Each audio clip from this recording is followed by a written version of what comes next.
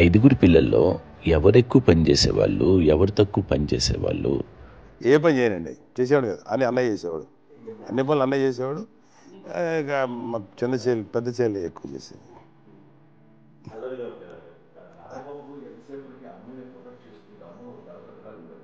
అదే అబద్ధం అండి, అది అన్నయ్య నన్ను గౌరవంగా మాట్లాడుతున్నాడు కానీ అన్నయ్య అవుట్ ఆఫ్ ప్రొటెక్షన్ మాట్లాడుతున్నాడు కానీ, అవుట్ ఆఫ్ మాట్లాడుతున్నాడు కానీ అసలు ఎప్పుడు ఏ పని చేయలే. లేదు నిజే ప్రామిస్ అండి, ఏ పని చేసేవాడు కాదు. మా ఇద్దరికి మధ్యలో పాపం అన్నయ్య చాలా పని చేసేవాడు. ఎంత పని చేసేవాడు, నేను ఇచ్చిన తర్వాత మళ్ళీ నాకు ఏదైనా చిన్న పని చెప్తే అది కూడా నువ్వే చేయనివ్వండి. ఆ కోపం వచ్చేది, కోపం వచ్చి ఒకడు కొట్టేవాడు, కొడితే కోపం వచ్చేది తప్ప నేను వెళ్ళేవాడిని కాదు. అమ్మకి ఎప్పుడు ఏంటంటే ఒక ఇదే పని చేయడని, అంతే, నిజంగా ఏ పని చేసేవాడిని కాదు. అవునా? లేదు లేదు లేదు మహాప్రేమ.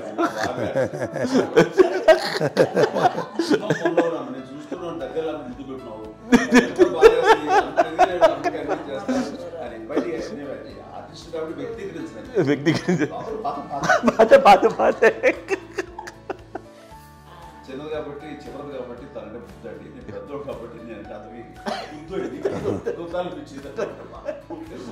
ఎక్కువ కష్టపడింది కానీ మా నాన్నగారి చేతిలో ఎక్కువ, అంటే నాన్న బాగా కోపం ఎక్కువ అనుమానించింది కానీ అన్నయ్య పాపం బాగా దొరికేసేవాడు పాపం. ఒకసారి అంటే మరి మాకే అనిపి ఏంటి ఇంత దారుణంగా ఉంది, నాన్న మీద కోపం వచ్చేది నాకు, నాన్న మీద కోపం వచ్చేది, నాన్న చూసి బాధ అనిపించేది. అమ్మాయి ఏమనేది కాదు. సరే అయినా సరే ఎప్పుడు కూడా పోనీ అన్ని చేసినా మళ్ళీ తను హైపర్ యాక్టివ్ అన్నయ్య, ఫుల్ ఇప్పటికీ ఉన్నాడు. ఇప్పుడు ఈ రోజు కూడా అదే అన్నయ్య, సేమ్ హైపర్ యాక్టివ్. యూజువల్గా పెద్ద కొడుకు కొంచెం అంటే సూపర్గా ఒక నిదానంగా ఉంటాడు అంటారు, బట్ అన్నయ్య దానికి జస్ట్ ఆపోజిట్. యూజువల్గా ఆఖరి పిల్లలు హైపర్ యాక్టివ్ ఉంటారు, అన్నయ్య పుట్టడమే భయంకరమైన హైపర్ యాక్టివ్. ఒకప్పుడు అమ్మాయిల్ని ఎక్కువగా బయటికి పంపించేవాళ్ళు కాదు, అబ్బాయిల మీద కూడా అనేక ఆంక్షలు ఉంటూ ఉండేవి. మీ పిల్లల్ని అలా ఆంక్షల మధ్య పెంచారా, లేకపోతే పూర్తి స్వేచ్ఛనిచ్చారా? అంటే మాకు మా నాన్నగారు కానీ మా అమ్మగారు కానండి మాకన్నా చాలా బ్రాడ్ మైండ్ ఉన్న వ్యక్తులండి. ఎందుకంటే పిల్లలు ఎక్కడన్నా బయటకు వెళ్తే ఇప్పుడు మేమైతే భయపడిపోతాం. మా విజయ్ కానీ మా చిన్న చెల్లి అన్నయ్య నేను అందరం కూడా ఇవాళ ఉన్న పరిస్థితిలో వాళ్ళు ఎప్పుడు భయపడేవాళ్ళు కాదండి. ఎక్కడికి వెళ్తాను నీళ్ళని ఇచ్చేవాళ్ళు, లేట్ అయినా అసలు ఏమనేవాళ్ళు కాదు. లేకపోతే ఏదైనా మోటార్ బైక్లు వేసుకున్నాం, లేకపోతే కారులో ఎట్లా పడితే ఎట్లయినా సరే ఏమనేవాళ్ళు కాదు. వాళ్ళు తెలియకుండానే మాకు ఒక ఫ్రీడమ్ ఇచ్చారండి.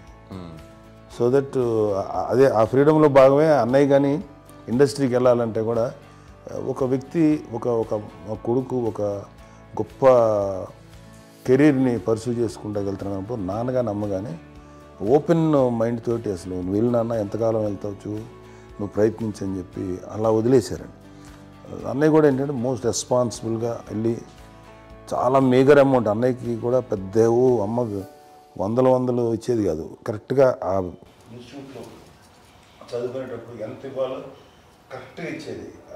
తనకి ఎక్స్ట్రా ఖర్చు పెట్టుకుంటే అంటే అట్లా ఉండేది పరిస్థితి. అంతే కదా, అంత జాగ్రత్తగా అన్నయ్య కూడా అంత రెస్పాన్సిబిలిటీగా రెసిప్రోకేట్ అయ్యి చేసి, అందువల్ల మా అమ్మ నమ్మకం చూడాలి, మా అమ్మగారి మా నాన్నగారి నమ్మకాన్ని ఎప్పుడు అది వాడు ఇంత నమ్మకానికి 10 times ఇచ్చాడు.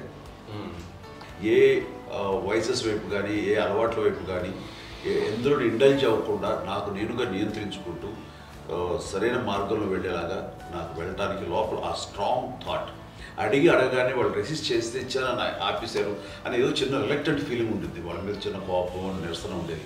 వాళ్ళు అలా లేకపోవడానికి వాళ్ళు వెంటనే అడిగిన వెంటనే జాగ్రత్త అనే నిర్ణయం ఉండేది. కానీ జాగ్రత్త అని హెచ్చరిక చేయడంతో నాకు మరింత బాధ్యత తిరిగి గుర్తు తిరిగి నేను నడుచుకుంటూ వెళ్ళాను. కాబట్టి అది నాకు ప్లస్ అయింది వాళ్ళ దగ్గర. అంటే మదర్ అంటే తల్లినే కాదు, మదర్ ఫిగర్ ఎవరిచ్చినా సరే అది నానైనా తల్లితో సమానం అనుకుంటాను. నాకు చెప్పినట్లుగా అట్లాగా అలిసిపోయి వచ్చిన నాకు కాళ్ళు నొక్కుతుంటే నాకు భయం వేసేసేది. ఆ తర్వాత పడుకో గమనించేవాడు, అది కూడా కోపం. అంటే ఉదాహరణ అంటే మళ్ళీ అదే నాకు తిడతారు, ఎందుకు కాదు పడుకుని ఎక్కడ నిద్ర వస్తాయండి నాన్న అంటే. సో ఆ రకంగా నాన్న తన ప్రేమను చూపిస్తుంటారు. ఆ తర్వాత గోండా టైప్లో కూడాను ఇంటి కింద వెళ్తుంటే నాన్న అక్కడే ఉన్నారు, రాజమండ్రి దగ్గర ఆయన చాలా కోపం చేస్తుంది. ఇలాంటివి చేస్తుంటావు నువ్వు, ఏదైనా అయితే ఏంటి అది చెప్పి, ఏం పర్లేదన్నా ఏమవుతుందో అన్ని రకాల సేఫ్టీ అన్ని రకాల జాగ్రత్తలు తీసుకున్నాం. ఈ రోజు ఉన్నంత సేఫ్టీ అప్పుడు లేదు. అయినా సరే రేపు పొద్దున నీ కొడుకులు ఇలాంటి పరిస్థితులు నీకు తెలిసి వస్తారు అప్పుడు అనేవాడు. ఎన్నిసార్లు మాట అనేవాళ్ళు. నాకు నిజంగానే మగధీర టైంలో గుర్ర వ్యక్తుని ఆ రోడ్డు మీద పడిపోయాడు అని అన్నప్పుడు నాకు ఆ ఫస్ట్ టైం ఆ ఫీలింగ్ కలిగింది. అలాగే పీటర్ హెయిన్స్ అనేవాడు ఫస్ట్ మగధీరలో జంప్ చేస్తారు, మోటార్ బైక్ జంప్ చేసినప్పుడు ట్రైల్లో పీటర్ హెయిన్స్ అంత హైట్ నుంచి 20 feet 25 feet హైట్ నుంచి పడిపోయి మొత్తాన్ని బోన్స్ ఇరగొట్టుకుని వాడు 7 నెలల పాటు వాడు ఇరప్పుడు హాస్పిటలైజ్డ్. అది వీడైతే ఏమో తలుచుకుని భయం వేసేసేది. అప్పుడు నాన్న గుర్తుకు వచ్చేవాడు, ఓహో వాళ్ళ టెన్షన్ ఇంతే లేదు, మనకి మన కొడుకు వస్తే తెలియదు ఈ మాట నాన్న ఎప్పుడు అన్నారని అనిపిస్తుంది. Sweet memories. అత్త కోడళ్ళ మధ్య అనుబంధం ఎలా ఉంటుంది? సురేఖ్ గారితో మీకున్న అనుబంధం గురించి చెప్తారా? మాకండి కోడలు కాదండి, నా కూతురండి. అంత బాగుంటాం మేము ఇద్దరం కూడా.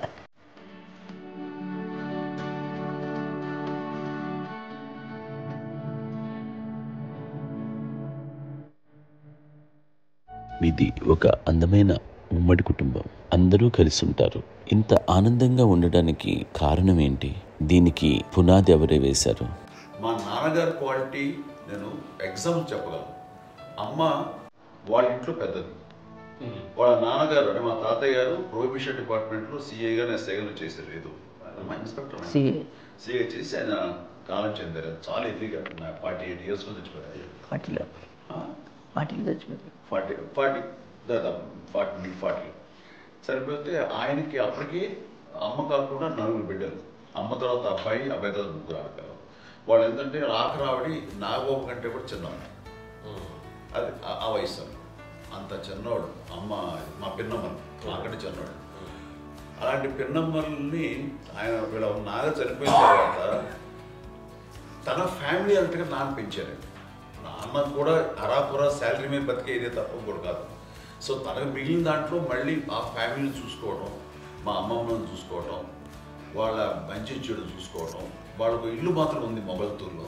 ఆ ఇంట్లో వాళ్ళు అద్దెకు వస్తే ఆ కొంచెం డబ్బు నానిచ్చే డబ్బు, అక్కడ పొలం కొనిచ్చారు. ఆ పొలం మీద వచ్చే డబ్బుతోటి అంతా బాగా చూసుకోరు తన ఫ్యామిలీ లాగా. కాబట్టి నాన్న ఫస్ట్ సూత్రధారి. అమ్మ కూడా ఫ్యామిలీ బాండింగ్ టుగెదర్నెస్ అనేది స్ట్రాంగ్గా ఉండటానికి నాన్న ఏర్పాటు చేసినటువంటి బీజం. అది అమ్మ కంటిన్యూ చేస్తుంది. మేము ఇవన్నీ చూసి మేము నేర్చుకుని మేము టుగెదర్ అంటున్నాను. అందునే we are very rich in terms of emotional bonding. ఎవరికి ఏ కష్టం వచ్చినా, ఎవరికి ఏది ఇబ్బంది వచ్చినా సరే మొత్తం అందరం గురిపోతాం. ఏ లెవెల్గా వెళ్ళిపోయి మోర్ సపోర్ట్ చేస్తాం. అంటే వీ డోంట్ ఎక్స్పెక్ట్ ఇంకే అంతమంది ఏముంది ఒకరినొకరు భరోసా.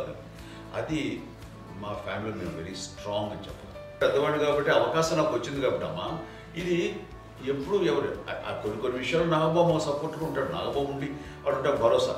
అలాగే ఆడపిల్లలు మీ అందరిలోనూ అమ్మని ఎవరు ఎక్కువ జాగ్రత్తగా చూసుకుంటారు? ఎగ్జాక్ట్లీ మేము కూడా గమనించలేని సున్నితమైనటువంటి ఇష్యూస్ లైక్ హెల్త్ విషయం కానీ, అమ్మ మూడు కానీ, అన్నయ్య ఎంత క్యాజువల్ ఎంత బిజీ ఉన్నా ఒక అమ్మాయి ఉంటుంది. అలాగే చాలా చిన్న చిన్న విషయాలు కూడా చాలా మెడికల్ ఇంట్రెస్ట్. అందుకని మాకు అన్నయ్య ఉన్నాడు, అన్నయ్య దగ్గర ఉన్న అమ్మ అంటే ఇంకా ఎక్కువ రిలాక్స్ అయ్యాను. అన్నయ్య దగ్గరికి వచ్చాక మేము అందరం చాలా కంఫర్ట్ అయిపోయాం. ఎప్పుడు ఎవరు కొన్ని విషయాలు నాగబాబు సపోర్ట్గా ఉంటాడు. నాగబాబు ఉండి వాడు ఉంటాడు భరోసా. అలాగే ఆడపిల్లలు ఇట్లా ఒకరినొకరు కాంప్లిమెంటింగ్ టు ఈచ్ అదర్ అండి. అవి ఒక్కరు కాదండి. అది వాళ్ళు అమ్మే చూపించే ప్రేమగా నేను చెప్పగలను. కానీ బట్ దీని అందరూ సూత్రధారి నాన్న తర్వాత అది అమ్మ మెయింటైన్ చేస్తారు. ఇప్పుడు అమ్మ నా ఇంట్లో ఉంది అంటే మనవాళ్ళు వస్తారు, మనవాళ్ళు వస్తారు, ఆడబిడ్డలు వస్తారు, వీళ్ళ బిడ్డలు వస్తారు. ఇల్లు ఎప్పుడు అమ్మ. అది మేమందరం ఆచరిస్తుంటాం పండగలకి పబ్బాలకి. అది నిన్న మొన్న నాగబాబు వచ్చి చాలాసేపు కూర్చున్నాడు. నేను ఇంట్లో లేకపోయినా వచ్చి నాగబాబు కూర్చొని టైం స్పెండ్ చేసి వెళ్ళిపోతుంటాడు. అలాగే చెల్లెలు ఇద్దరు ఆల్మోస్ట్ ఎవ్రీడే మాత వస్తుంటుంది, తను కూడా వస్తుంది. నేను సాయంత్రం కూడా వచ్చి ఉంటుంది. అమ్మా మధ్యాహ్నం వచ్చి కదా వచ్చి ఇక్కడే భోజనం చేసుకో అలా ఉంటుందండి. ఈ తరం వాళ్ళకి మీరు ఇచ్చే సలహా ఏంటి? పిల్లలు తల్లి కలిసి అక్క చెల్లెలు తమ్ముడు అందరూ కలిసి అన్యోన్యం అంతా సంసారం నిలబడుతుంది. లేకపోతే ఏముందని వెళ్ళిపోతారు, విడిపోతే ఎక్కడ పడవాలి అంతే. ప్రేమలు ఇప్పుడు లేవండి, తగ్గిపోయాయి. మెకానికల్ చాలా మటుకు ఏదో ఇంకా వాళ్ళ పనులు చేసుకోవడం ఏదో జరిగిపోతూ ఉంది అనుకోండి. అంత ప్రేమలు ఎక్కడ లేవండి ఇప్పుడు ఈరోజు. అంటే ఒకప్పుడు ఒకళ్ళకి ఇంకొకళ్ళు భరోసాగా ఉండేవాళ్ళు, అంటే అందరూ కలిసి సపోర్ట్గా ఇది చేయడం. పెద్దనాన్నగారి పిల్లలు కూడా ఆయన చూసేవారు. మా నాన్నగారు అన్నయ్య వాళ్ళ బిడ్డలు కూడా బిడ్డలు ఉన్నారు. వాళ్ళు కూడా అమ్మాయి, వాళ్ళ ఆడపిల్లలు కూడా అమ్మాయి. చూడండి నాన్న ఎట్లయితే తన చెల్లెలు చూసుకున్నారో అట్లే నాన్న తరపు అమ్మగారి పిల్లలు వాళ్ళు చనిపోయారు రెడ్డి గారు, వాళ్ళ బిడ్డలకి పెళ్లిళ్ళు పేరెంటాలు అన్నీ చేసింది అమ్మాయి. అమ్మలా చేసింది కాబట్టి అది మాకు మార్గదర్శకం ఉంది. ఇప్పటికీ వాళ్ళతో మాదిరి పరిస్థితి ఉంటే వాళ్ళకి ఇల్లు కూడా పెట్టడం కానీ వాళ్ళకి తగిన సహాయం. ఎవ్రీ మంత్ మా తెలంగాణ గారి అమ్మాయి వాళ్ళు ఆల్మోస్ట్ 70 ఏళ్ళు, వాళ్ళకి ఎవ్రీ మంత్ మా ఇంటి నుంచి మొత్తం వెళ్ళిపోతాం 15 ఎన్నో సంవత్సరాలు వెళ్ళిపోతాను. బ్యాంకులు ఇచ్చేది అదంతా కూడా మా పెద్దలు వచ్చింది. వాడు కూడా వచ్చి అమ్మ అంతా ప్రేమలో చూస్తారు, అంత ఇష్టంగా చూస్తారు. రామయ్య గారు చెప్పినప్పుడు ఇచ్చే మెసేజ్ ఏంటన్నది అమ్మ మాటలు చెప్పాలంటే బంధాలు బాంధవ్యాలు అన్నది ఎనలేని ఆస్తి పాస్తులు.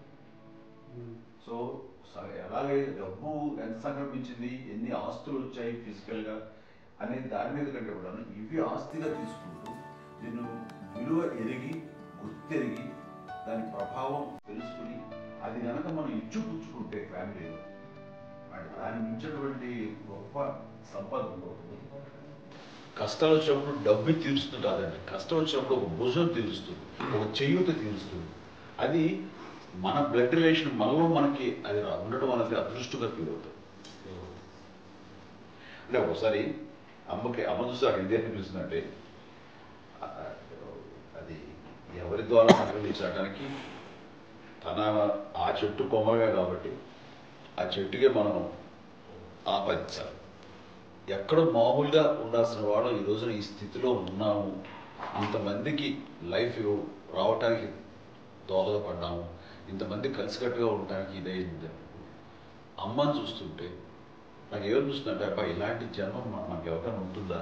ఇంతమంది మనుషుల చేత కొలవబడేవాళ్ళు, ఆరాధింపబడేవాళ్ళు, అభిమానించబడేవాళ్ళు, ఇంతమంది నా వంశమా, నా సంపద అని అమ్మ ఫీల్ అంత గొప్ప ఫీలింగ్ ఎవరికి ఉంటుంది? మా చెల్లెలు కూడా వస్తుందని అనుకోవట్లేదు, సూర్యకుడికి ఉంటుందని నేను అనుకోవట్లేదు. అలాంటి గొప్పగా ఇది. అండ్ ఆ రకంగా షీఈస్ వెరీ చాలా గొప్ప జన్మ. అమ్మకి చిన్న మానసికంగా చిన్న ఏదో ఒక డిప్రెషన్ అది వచ్చింది. ఏదో నాన్న గుర్తుకొచ్చో, నాన్న లేరనో, లేకపోతే వాళ్ళ అమ్మగారు కూడా అదే టైం చనిపోయారనో, తన దగ్గర ఉంటారు. ఏదో ఉన్నప్పుడు మేము అందరం సపోర్ట్గా ఉండి మా కొన్నా నా దగ్గర ఉందిగా అని చెప్పేసి అప్పట్లో అమ్మ వేరేగా ఉంది. ఉన్నప్పుడు ఒకటే మాట అమ్మ నీలాంటి గర్భం అంటే అంజనమదే గర్భం అని బయట ఎన్నోసార్లు నా ఫ్రెండ్స్ కానివ్వండి, బయట కానివ్వండి, కొన్ని సందర్భాల్లో మీటింగ్లో కానివ్వండి, స్పీచెస్లో కానీ అన్నవాళ్ళు ఎంతోమంది అన్నారు. వాళ్ళ మాట అంటే రీజన్ తెలుసా నీకు? కోటాను కోటల్లో ఎంతమంది తల్లులకు నీకు వచ్చిన అదృష్టం, నీకు లభించినటువంటి గౌరవం ఎవరు లభిస్తున్నాము? బిడ్డలు ఎంతోమంది చేత కొనియాడబడుతున్నారు, ఎంతోమందికి సహాయపడుతూ ఆ రకంగా వాళ్ళందరి యొక్క ఆశీస్సులు పొందుతున్నారు. కానీ ఎంతోమందికి నిరంతరం హెల్ప్ చేస్తూ వాళ్ళ ఇది చూసుకుంటున్నారు. అవి ఆ భగవంతుడు మీరు చేస్తున్న పూజలో ఉన్న ఆ భగవంతుడు మన నెక్స్ట్ తరాలకు కూడా మనకి ఇలాంటిది వారసత్వంగా ఇస్తూ అదే రకంగా కొనసాగించేలాగా మాకు అదృష్టాన్ని ఇచ్చారమ్మా. ఇంతమంది ఎవరు నీ నుంచి వచ్చిన వాళ్ళే, నీకు ఇది ఎంత గొప్ప గర్భం, ఎంత గొప్ప జన్మ అనేది. అలాంటిది నువ్వు ఇలా అవటమేంటి? ఎంతసేపు ఇది హై లెవెల్లో ఉండాలి నీ ఫీలింగ్స్గా నువ్వు కానీ. అంతే నువ్వు ఇలాగా కుంగిపోవడం ఏంటమ్మా అని చెప్పినప్పుడు ఇది నీది కాదు, నాది కాదు, నువ్వు నమ్ముకున్న భగవంతుడు నీకు ఇచ్చింది అనుకుంటావు కదా. నువ్వు ఆ భగవంతుడి కృతజ్ఞత తీర్చుకోలేక ప్రతిరోజు ఆయన ధ్యానించు, ఆయన పూజలో ఉండు, నీకు ఆయనే ధైర్యం ఇస్తాడు. అంతేగాని నువ్వు నెగిటివ్ సైడ్ ఆలోచించుకోమ్మా. మా అందరికీ పాజిటివ్నెస్ ప్రివైల్ చేసిన దానివి, ఇచ్చిన దానివి, అందించిన దానివి. అలాంటి నువ్వు నెగిటివ్ వైపు వెళ్ళిపోకూడదు అంటే అంతే, మళ్ళీ అటుపక్క ఎప్పుడు గెలలేదు. ఆంజనేయ స్వామి భక్తి ఆయనలో ప్రవేశపెట్టి చెప్పాలంటే ఆయనకి నేనే నేను నన్ను దేవుడు ఇంట్లో నేనే ఇంటర్వ్యూస్ చేస్తాను ఫస్ట్. నానంత ప్రగాఢంగా నమ్మి ఆయన దానివల్ల లబ్ధి పొందారు. ఆయన అందులో మమ్మల్ని మించిపోయిన స్టేజ్కి వెళ్ళిపోయారు. ఆయనతోటి ఆంజనేయ స్వామితో ఇంటరాక్ట్ అవుతూ అట్లా ఆయన నమ్ముకుంటుంది. ఆయన నానంటారు అంతా నా గురువు, నా పెద్ద కొడుకు పెద్దోడే గురువు